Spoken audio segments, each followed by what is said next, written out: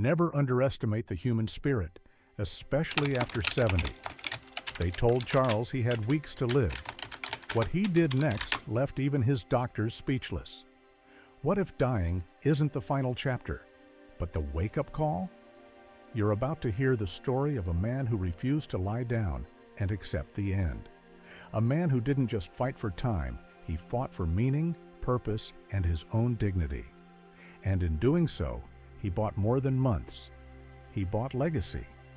This is the beginning of a powerful series, Seniors That Refuse to Die. In this first episode, we're diving into the life of Charles, a man who went from hospice-bound to purpose-driven. His story might just change how you view your own time left on this planet. Stick around, because what Charles discovered might just add years to your life. Charles, the man who told death not yet. Charles was 84 when the doctor delivered the news that no one wants to hear. Stage 4 cancer, multiple organ failure. There's nothing more we can do, they said. The hospital staff started discussing hospice, comfort care, end-of-life arrangements. But Charles looked his doctor in the eye and said, "No, I'm not going." No yelling, no drama, just a quiet refusal. His family was confused. Nurses exchanged looks, but Charles wasn't bluffing. He believed something that's hard to explain. He believed the hospital wasn't saving him. It was draining him. He wasn't dying from cancer. He was dying from inactivity, loneliness, and being treated like he was already gone. So, he made a choice that stunned everyone. He went home. Why he chose to fight now, let's be clear. Charles didn't find a magic cure. He didn't jump on some miracle pill. He made a decision. He said, "If I'm going to die, I'm going to do it living." He started slow, real slow. At first, just sitting outside and breathing in the fresh air felt like a marathon. But then he began reading books he never had time to finish, called friends he hadn't heard from in years, reached out to his kids, not for sympathy, but to reconnect. He even told his daughter, "I don't want to talk about what's going to kill me. I want to talk about what makes me feel alive." And day by day, something started shifting. Week 1, fresh air and old books. At first, his body was still weak. He could barely stand without help. But mentally, he was already miles ahead. He'd sit on his porch with an old paperback and a glass of tea. Sometimes he'd fall asleep mid-chapter. Sometimes he'd laugh out loud at something he read.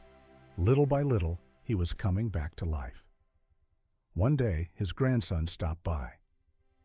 "Grandpa, you look better," Charles winked. "You'd look good too if you stopped hanging around hospitals." The real shift came when Charles decided to walk again. Not run, not jog, just walk. He set a goal, 10 steps to the mailbox and back. It took everything he had, but he did it. And the next day, he did 12, then 15. By the end of the month, he was walking to the corner and back. No walker, no oxygen, just grit. His appetite came back. His cheeks started filling out. He even started making jokes again. The purpose that pulled him forward.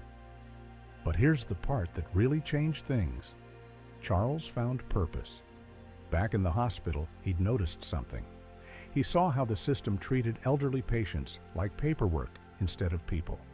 Ignored call buttons, cold meals, staff too busy to look you in the eye. So he started writing letters, articles, blog posts. He exposed what he saw. He spoke for the silent. He called out the cracks in the system, and people listened. His story started spreading. Former coworkers, friends, even strangers reached out. "Charles, thank you." That needed to be said. His house turned into a kind of hub. People dropped by not to mourn him, but to brainstorm with him, to learn from him. He wasn't just living longer, he was living louder. Doctors couldn't explain it. 3 months after he was expected to pass, his doctor came to check in. He looked at Charles and said, "I honestly can't explain this. Medically, you should be gone." Charles smiled. Maybe the medicine was the problem. Then he got serious.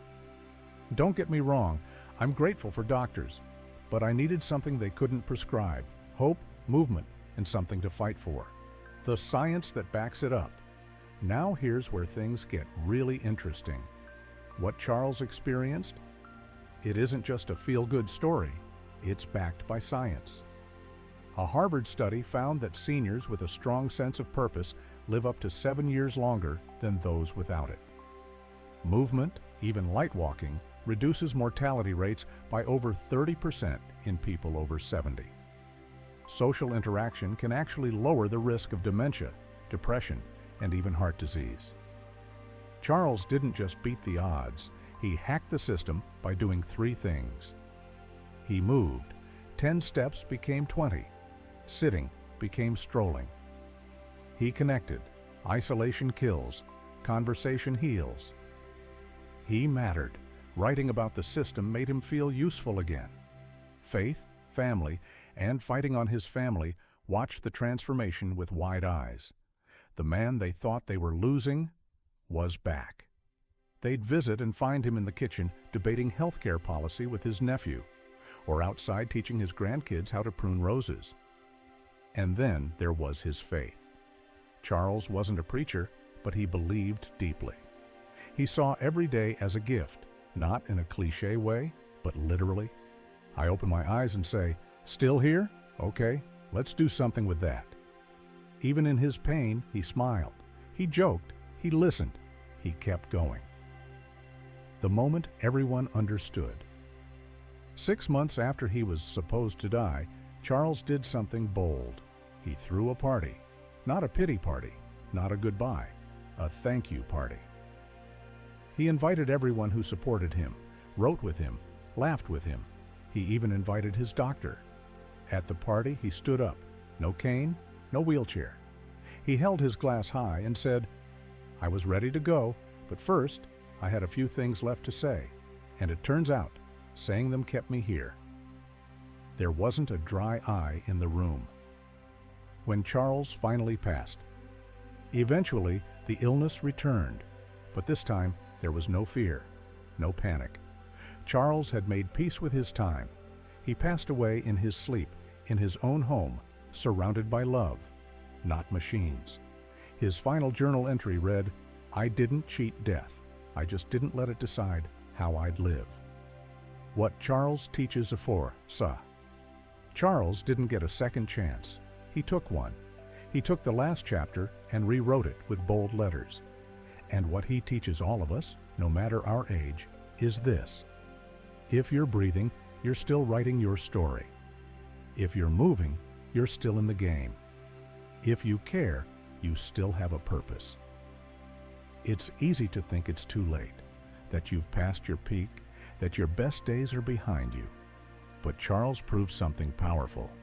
It's never too late to fight for your life, even if it's just one more day. Your turn. If you're watching this, ask yourself, are you living or just existing? Are you waiting or creating? Have you stopped believing in your own power? Because the moment you start again, walking, reaching out, dreaming, that's the moment your life starts again too.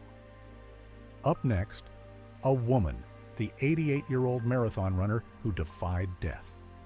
After surviving 3 heart attacks, doctors doubted she'd walk again. Instead, she crossed the finish line of the Stockholm Marathon. Charles inspired us all. You don't want to miss it. And if you haven't subscribed yet, do it now. You don't want to miss what's coming next. Watch the next video now